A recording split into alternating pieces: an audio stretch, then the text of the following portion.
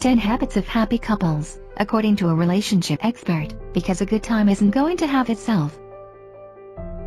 You know those super happy couples practically skipping down the street holding hands, having the best time of their lives right there on Pleasant Avenue? What is the secret to a happy relationship? How, year in and year out, do they maintain the same levels of dopamine-fueled happiness, those soaring levels of serotonin that lead to frenzied happy couplehood, those non-stop oxytocin rushes that come after a good snuggle session? First off, no one is happy all the time. But there are some habits that the happiest of couples do have, and it's never too late to adopt them in your own relationship. Marriage and family therapist Esther Boykin has a lot to say about this subject. I'm big on couples having more fun, the CEO of Group Therapy Associates in Haymarket, Virginia, says. It's right up my alley since my book is all about date night. Her book, The Date Deck, is all about the idea that date night is not just some frilly idea someone came up with once upon a time. It's actually a method to deepen your communication with your partner and appreciate them more. But happy couples don't just have fun date nights. It's a whole ideology, a way at looking at a relationship that's a lot less, what's in it for me? And a lot more, what do I have to bring to this relationship, and how can I enjoy it more? Here are 10 things happy couples do in their relationships, according to Boykin. They are intentional. Sometimes it's easy to wake up and have the best day ever. But other times it's necessary to actually plan a day of adventure or a fun evening out. You can't always expect that a good time will come knocking of its own accord. We often have a romantic notion of fun, that it will just happen spontaneously if we are with the right person, says Boykin. And while that's true some of the time, in a long-term relationship it requires a conscious effort to make fun a priority. Though pizza in front of the TV is totally permissible and can actually be incredibly fun sometimes, this means that couples who are laugh-a-minute probably value having a good time, and don't miss a chance to take 5 minutes to tickle each other or wrestle or watch a silly YouTube video or whatever it may be. Life is busy, and when you've been with someone a long time it is very easy to get caught up in a routine that is mundane and familiar, Boykin says. Couples who have fun together do so because they've made an intentional effort to create moments of fun and playfulness on a regular basis. So don't assume that your pals who have perma-smiles plastered all over their faces woke up like that. Or if they did, it happened because they chose to make time for those smiles. They've built a friendship. We all want a lover, but here's hoping the one with whom you sleep, and with whom you sleep, is also one of your best friends. Fun and romance definitely should go hand in hand, but sometimes you just want to have fun by kicking back and relaxing with a friend, says Boykin. Your partner should be one of those friends. The friendship, Boykin says, will lead to letting the good times roll.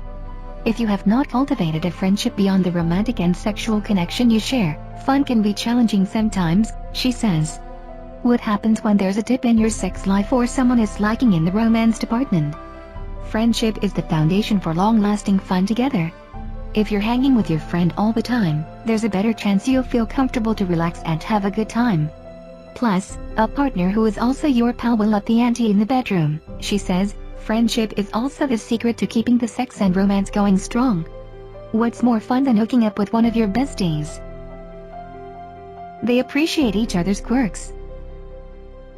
If you're with someone who loves you more for your weird penchant for eating cheese at 3 in the morning or for your inexplicable bouts of speaking with a bad British accent, you have a better chance of having a good time with them. Being with someone who doesn't just tolerate your weird habits and pet peeves but actually enjoys them as part of your uniqueness is a gift that makes every day a little more fun, says Boykin. When we feel celebrated for all our quirks and oddities, it is so much easier to let your hair down and really have fun. And really, singing TLC into a karaoke microphone is not only quirky, it's also quite fun.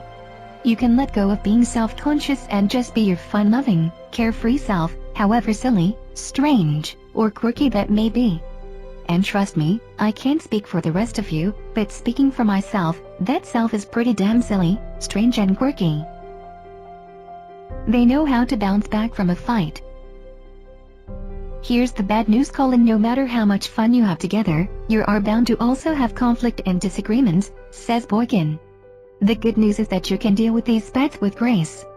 The secret is not learning how to avoid these tensions, but rather learning to bounce back from them effectively, Boykin says. Couples who have a lot of fun are able to fight, apologize and repair any damage they've done to the relationship effectively. So let go of the argument that broke out this morning, and know that your partner loves you. Fights are not fun, but they're also not the end of the world, and should be treated as such. If you can let your fights stay where they belong, in the past, then you stand a better shot at having a good time with your partner now that you're no longer disagreeing. If you find yourself struggling to feel close after every disagreement, it may be time to pick up a good relationship book, or better yet, schedule a couple of sessions with a therapist or a couples retreat to learn some important skills, Boykin says. They are adventurous. Whatever your definition of adventure may be, avoid falling into a rut to ensure a good time in your relationship. Whether your idea of adventure is trekking through the rainforest or trying a new Thai restaurant down the block doesn't really matter, Boykin says. What fun couples know is that adventure is about being open to new and challenging experiences. Embrace the opportunity to do something that pushes you out of your comfort zone as a pleasurable experience, and you'll find your relationship immediately more fun and less stressful. Although it can be tempting to do the same old, couples who have fun try new things together. This could be as simple as eating dinner on the terrace instead of at the table tonight. Try it. It'll be fun. They know how to compromise. This one is a biggie. In the grand scheme, the question of would you rather be happy or right? Should be filed in the same folder as the question, would you rather do what you want to do, or try something else? This is especially important while traveling, but it's even true when you're deciding what to order from Seamless.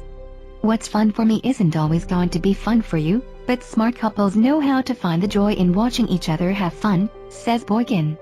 Many of the fun experiences in a relationship come from giving in to each other from time to time.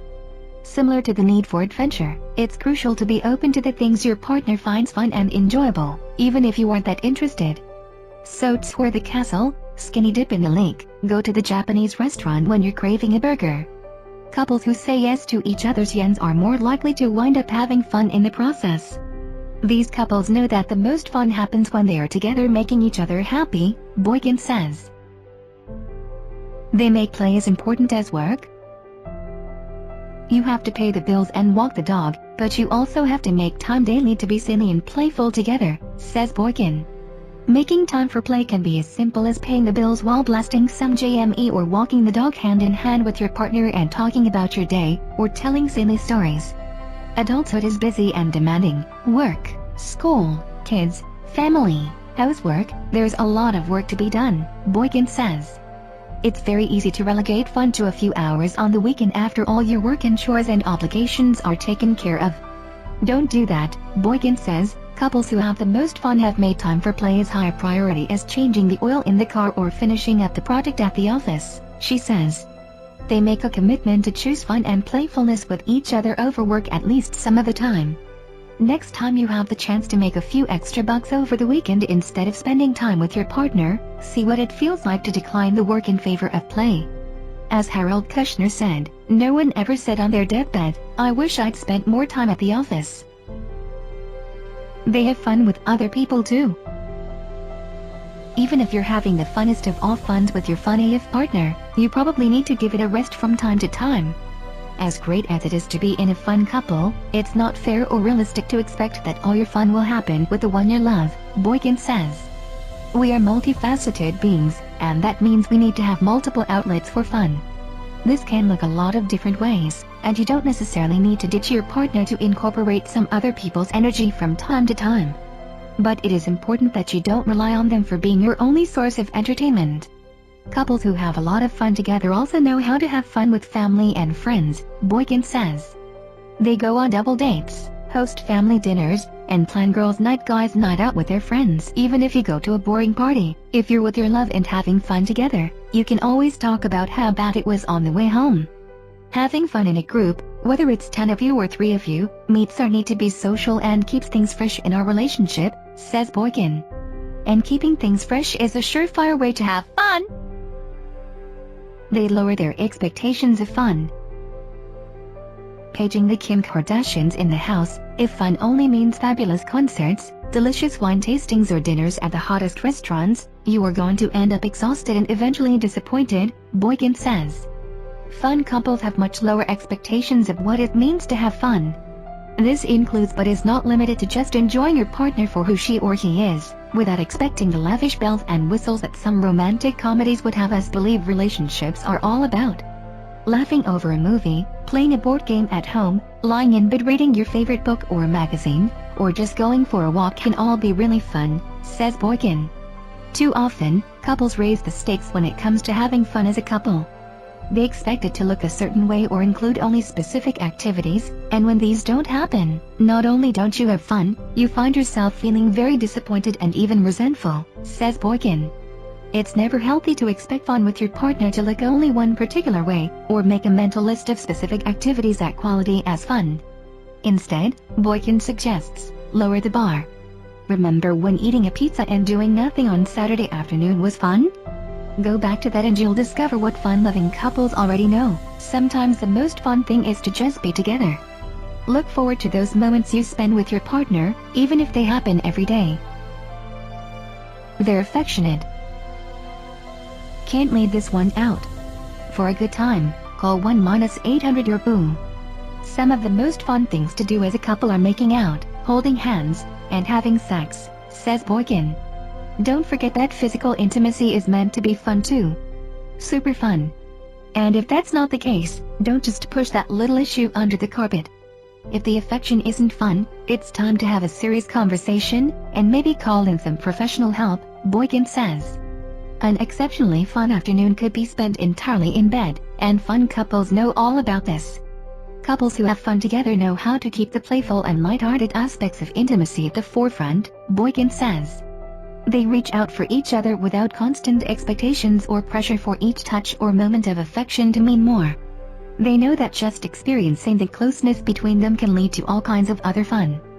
Fun, flirty, NSA sex shouldn't be reserved solely for Tinder users, though that might be the only perk of using Tinder, and I don't want to encroach on your territory too hard, Tinderers.